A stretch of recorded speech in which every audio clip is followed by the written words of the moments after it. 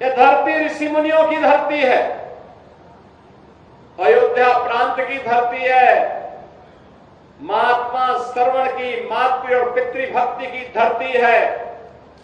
अनेक सिद्धों, संतों, ऋषियों ने अपनी पवित्र साधना से इस धरती को पवित्र किया।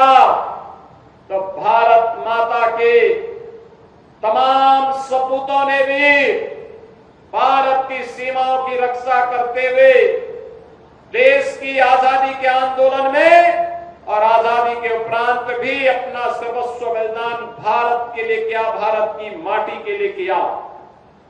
यह कर्म साधना की धरती है, श्रम साधना की धरती है, और इसीलिए तो यहां का अन्नदाता किसान भी अपनी मेहनत से देश के विकास में अपना योगदान दे रहा है। बहनों और भाइयों, ऐसी पावन धरा को कोटि कोटि नमन करते हुए आप सभी उपस्थित बहनों और भाइयों का और अम्बेडकर नगर वासियों को बधाई देते हुए अपनी मैं इस अवसर पर अभिनंदन करता हूं, स्वागत करता हूं। बहनों और भाइयों, ये विकास की परियोजनाएं आज जो आपको प्राप्त हो रहे हैं इतनी आसानी के साथ, आज जो सुरक्षा का वातावरण है, आज जो विकास गांव गांव तक पहुंचने के साथ जुड़ रहा है, क्या ये 2017 के पहले भी संभव था क्या? बहनों और भाइयों, 2017 के पहले का उत्तर प्रदेश आप सबसे किसी से भी अछूता नहीं है कि क्या उत्तर प्रदेश के अंदर था, क्या उत्तर प्रदेश के अंदर होता था 2017 के पहले। यही उत्तर प्रदेश है जहां पर हर जिले में समाजवादी पार्टी और कांग्रेस के नेतृत्व में पलने वाले माफियाओं की समानांतर सरकारें चलती थी। यह अम्बेडकर नगर में भी चलती थी। याद करिए, हिंदू जागरण मंच के अध्यक्ष, टाडा जनपद के ही निवासी हमारे एक प्रमुख कार्यकर्ता की हत्या यहां होती है और कोई सुनवाई नहीं होती, कोई सुनवाई नहीं हो रही थी। तब भी मुझे आंदोलन करने के लिए अम्बेडकर नगर जनपद में आना पड़ा था। तब भी हम लोगों ने आंदोलन किया था उस माफिया के खिलाफ और समाजवादी पार्टी की सरकार की अराजकता के खिलाफ। कौन ऐसा जिला था, चाहे वह अम्बेडकर नगर जिला रहा हो, अयोध्या रहा हो, मऊ, आजमगढ़, गाजीपुर, प्रयागराज, प्रतापगढ़, सुल्तानपुर, कोई जिला ऐसा नहीं था जहां पर कोई न कोई बड़ा माफिया समानांतर सरकार चला करके आम जनता की आवाज को दबाता था, गरीबों की आवाज को दबाता था, पिछड़ों की आवाज को दबाता था और दलित वंचित योजनाओं से भी वंचित रहते थे। और सरकारें अपनी मौज मस्ती करती थी, उनको इससे कोई मतलब नहीं था। उनकी सरकार रहनी चाहिए, बाकी जाए भाड़ में, यही करते थे वे लोग। लेकिन 17 के बाद एक एक करके माफिया कहां चले गए ये भी आप सब जान रहे हैं। माफियाओं की छुट्टी हो गई, माफिया मुक्त उत्तर प्रदेश हो गया। जो लोग पर्व और त्योहार में विघ्न बाधा डालते थे, विघ्न बाधा समाप्त हुई। अब पर्व और त्योहार शांतिपूर्ण तरीके से मनाए जा रहे हैं। बेटी और व्यापारी की सुरक्षा पर जो खतरा पैदा करते थे वे सभी गायब हो गए और जो बचे हैं वे भी अपनी अंतिम यात्रा की तैयारी कर रहे होंगे। बहनों और भाइयों, मैं तो केवल आपसे कहने के लिए आया हूं, मैं केवल आपसे कहने के लिए आया हूं कि रात चलती हुई बेटी के साथ किस प्रकार का व्यवहार होता था और किस प्रकार के वक्तव्य आते थे उस समय के मंत्रियों के, किस प्रकार के बेशर्मी पूर्ण वक्तव्य देते थे समाजवादी पार्टी के नेता। बहनों और भाइयों, ये किसी से छुपा हुआ नहीं है और इसीलिए मैं आज आपसे कहने के लिए आया हूं एक बेटी तो सबकी बेटी होती है, उस बेटी का सम्मान और उसकी रक्षा पूरे समाज का दायित्व बनता है। लेकिन ये समाजवादी पार्टी इसका महत्व कहां समझ पाएगी। यहां तो गुंडों की भरपूर फौज खड़ी थी, उनको लेकर के लोग चलते थे, उनको अपना शागिर्द मानते थे। जो जितना बड़ा गुंडा और माफिया होता था, समाजवादी पार्टी में उतना बड़ा ओहदा उसको दे दिया जाता था।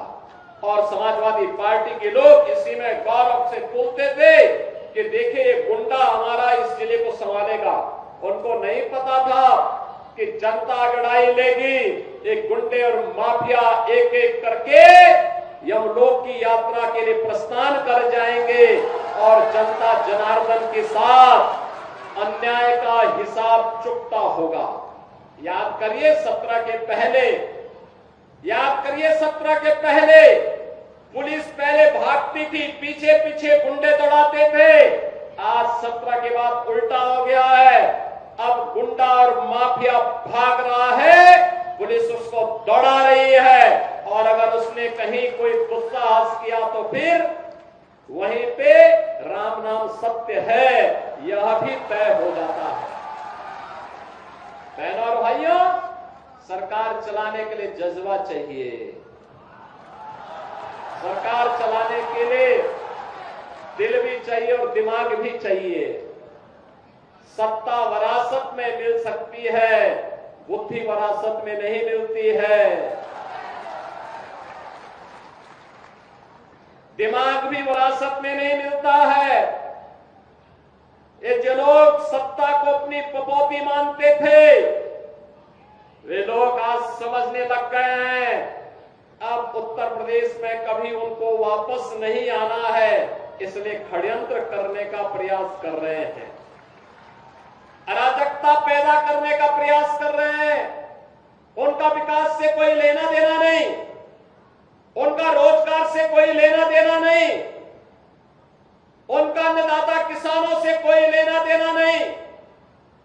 बेटी की सुरक्षा हो, इससे उनका दूर दूर का कोई रिश्ता नहीं। उनको व्यापारी का सम्मान हो, इससे भी कोई दूर दूर तक रिश्ता नहीं।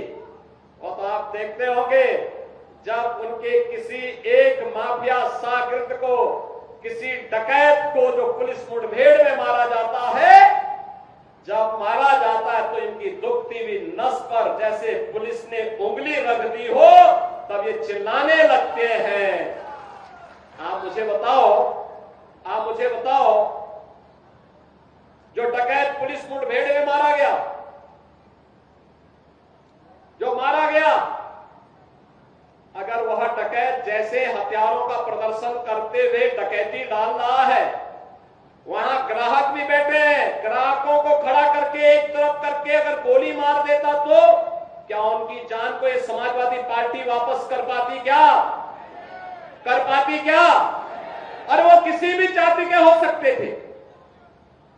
ग्राहक वो यादव भी हो सकता था, दलित भी हो सकता था, किसी भी जाति का हो सकता था, क्योंकि किसी को बेटी की शादी करनी होती है, किसी को कोई विदाई में कोई जेवर देना होता है। जेवर की परंपरा हमारे इतिहास का एक महत्वपूर्ण कार्य का हिस्सा है, मांगलिक और एक शुभ कर्म का हिस्सा माना जाता है। और अगर जेवर खरीदने के लिए किसी शराब और किसी सुनार के घर में, व्यवसायिक प्रतिष्ठान में कोई ग्राहक गया है और उस ग्राहक के साथ लूट हो, उस व्यापारी के साथ सरेआम लूट हो, डकैती डाल करके करोड़ों रुपए की डकैती डाल दी जाए, अगर डकैत हत्या करके भाग गया और पुलिस के पास सुराग नहीं मिलती तो यही लोग बोलते देखिए साहब अराजकता है। और अगर पुलिस ने पकड़ लिया, कार्रवाई कर दी और फिर मुठभेड़ में, आपसी मुठभेड़ में डकैत मारा जा रहा है, तो समाजवादी पार्टी को बुरा लग रहा है, कह रहे साहब ये नहीं होना चाहिए था। तो क्या होना चाहिए था? पूछना चाहिए। थोड़ा पूछिए इन लोगों से क्या होना चाहिए था। क्या एक निषाद बेटी के साथ जो इन्होंने अयोध्या में, क्या समाजवादी पार्टी के नेता ने, क्या ये ठीक था? क्या एक निषाद बेटी की इज्जत के साथ खिलवाड़ समाजवादी पार्टी के लोग करते हैं? हमारा मंत्री डॉक्टर संजय निषाद वहां जाकर के उस बेटी की हालत देख करके रो पड़ा था और इस कह रहा था ये है निषादों के साथ समाजवादी पार्टी का कृत्य। लेकिन ये बेशरम लोग हैं, तब भी उस अपराधी के खिलाफ कार्रवाई हो इसके लिए समाजवादी पार्टी तैयार नहीं थी। उनके लोग तब भी बचाव कर रहे थे, कह रहे थे कि नहीं ये तो निर्दोष है। अरे निर्दोष क्या है, सब कुछ तो उसका प्रमाणित हो चुका है और उसके बाद भी निर्दोष बोलते हैं उसको। कन्नौज में जो किया इनके नेताओं ने एक नाबालिग बेटी के साथ, और उसके बाद भी उसका बचाव कर रहे हैं, उसके बाद भी उसका बचाव कर रहे हैं। क्या ये सही था क्या जो कन्नौज में इनके नेता कर रहे थे? क्या ये सच सही था क्या? आज तो प्रमाणित हो चुका है कि इनके कृत्य क्या है। बहनों और भाइयों, यही समाजवादी पार्टी की वास्तविक पहचान है। क्योंकि ये लोग जब से सत्ता में आए थे लगातार यही काम करते थे, व्यापारियों को लूटते थे, बेटियों की इज्जत के साथ खिलवाड़ करते थे, गरीबों की जमीनों पर कब्जा करते थे, दबंगई के बल पर गरीबों की जमीनों को कब्जा करते थे। याद करिए जब मार्च 17 में सरकार बनी थी और सरकार बनते ही मैंने कहा था अगर किसी भूमाफिया ने किसी गरीब की, किसी व्यापारी की, किसी सरकारी जमीन पर कब्जा कर रखा है तो 24 घंटे के अंदर खाली कर ले। और मैं फिर कहूंगा कि अगर किसी माफिया ने किसी गरीब की, किसी किसान की, किसी अन्नदाता किसान की, किसी व्यापारी की जमीन पर कब्जा किया है वे कृपया एक बार खाली कर ले। अगर खाली नहीं किया तो जो उसकी भी होगी उसको भी हम जब्त करके गरीब में बंटवाने का काम कर देंगे। मैं फिर कहूंगा ये माफियागिरी किसी भी स्थिति में नहीं चलने दी जाएगी। कानून का राज हो, सबको सुरक्षा मिलेगी, सबको योजनाओं का लाभ मिलेगा। लेकिन अगर कोई कानून को ठेगा दिखाने का काम करेगा तो उसका काम तमाम करने का काम भी सरकार करेगी और इसके लिए किसी भी हद तक जाकर के उसके दुस्साहस का जवाब देगी। और आज बहनों और भाइयों यही कहने के लिए मैं आज आपके पास आया हूं। मैं इसीलिए आपके पास आया हूं। ये लोग जाति के नाम पर आपको भिड़ाने का काम करेंगे, आपस में लड़ाने का काम करेंगे। ये लोग अराजकता पैदा करवाने के लिए, आपके पर्व और त्योहारों में विघ्न और बाधा डलवाने के लिए, बेटी की सुरक्षा को सेंध लगाने के लिए, व्यापारी की सुरक्षा में सेंध लगाने के लिए, अन्नदाता किसानों को शोषण करने के लिए ये लोग इसी प्रकार से फिर से जाति के नाम पर लड़ाने का काम करेंगे। क्योंकि इनका पूरा इतिहास ही षड्यंत्रों का है, षड्यंत्रों का है। पेशेवर अपराधी और माफियाओं को अपना शागिर्द बनाते हैं, जमीनों पर कब्जा करते हैं, विकास से इनका कोई लेना देना नहीं, लोक कल्याण से कोई लेना देना नहीं, गरीबों को मिलने वाली योजनाओं का लाभ एक गरीब को बिना भेदभाव के मिले, इससे भी इनका कोई लेना देना नहीं। ये केवल और केवल पेशेवर अपराधी है और इन पेशेवर अपराधियों के साथ उतनी ही शक्ति से निपटने की तैयारी हमारी होनी चाहिए। और उसी के लिए आज मैं आपके पास आया हूं आपसे कहने के लिए कि बहनों और भाइयों, ये समय जब हम सबको एकजुट होकर के विकास की इस प्रक्रिया का हिस्सा बनना चाहिए। विकास की प्रक्रिया से ही हमारा वर्तमान और भविष्य सुरक्षित रहने वाला है। प्रधानमंत्री मोदी जी ने आजादी के अमृत महोत्सव वर्ष में यही संकल्प पूरे भारतवासियों को दिलाया है। संकल्प यही दिलाया कि देश, हम आज जब अपनी आजादी के 75 वर्ष पूरे किए हैं तब मोदी जी ने यही बात कही थी कि हर भारतीय नागरिक का दायित्व बनता है हम 25 वर्ष की एक व्यापक कार्य योजना को लेकर के आगे बढ़े।